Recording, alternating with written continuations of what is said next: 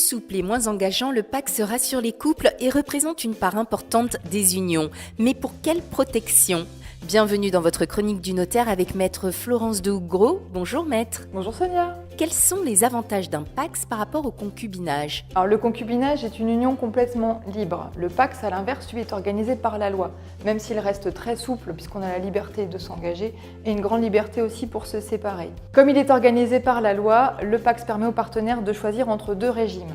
Le régime de la séparation de biens qui permet à chacun d'être propriétaire de ce sur quoi il a mis son nom, et le régime de l'indivision qui au contraire prévoit que tous les biens acquis pendant le Pacs, que ce soit par l'un ou par les deux, appartiennent à chacun pour moitié.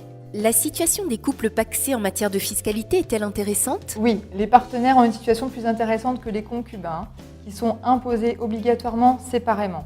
Les partenaires de Pacs, eux, ont le choix la première année d'être imposés ensemble ou séparément. Par contre, après, ils sont nécessairement imposés ensemble. Ce qui est généralement plus intéressant puisque la note globale pour chacun sera inférieure. La principale différence entre les concubins et les partenaires de Pacs, c'est sur le plan successoral. L'impôt de succession est très lourd pour les concubins qui sont considérés comme des étrangers par l'administration fiscale et qui sont du coup taxés à 60% au-delà de 1 594 €. Les partenaires de Pacs, eux, sont exonérés d'impôts comme les époux. Et au niveau de la succession ? Pour la succession, il faut faire attention puisque les partenaires de Pacs ne sont pas héritiers de l'un de l'autre. Il faut absolument faire un testament. Chacun le sien et ce testament est forcément un document séparé. Il ne peut pas être compris dans le Pacs.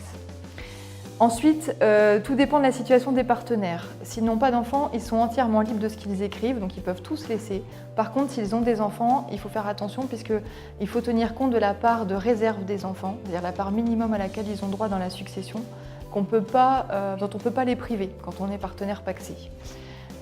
Enfin, il y a une dernière chose à laquelle il faut faire attention quand on se pacs, c'est que le Pacs étant une union comme le mariage, elle fait perdre parfois le bénéfice de la pension de réversion quand les partenaires sont retraités. S'aimer et se paxer, oui, mais à condition de bien comprendre ce contrat d'union. Merci maître de Hougros. Au revoir Sonia. À très bientôt dans Visitimo.